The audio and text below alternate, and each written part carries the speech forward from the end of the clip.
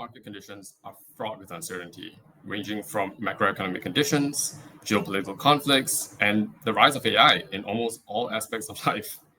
As a managed security service provider, how do you navigate all of this?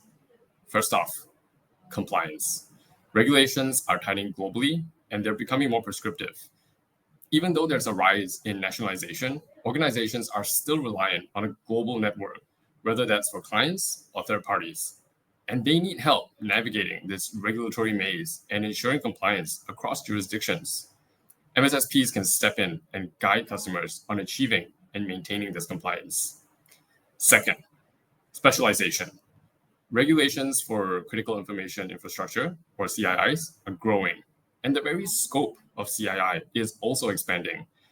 These industries are also getting industry-specific regulations. Take BFSI, telcos, the like of that.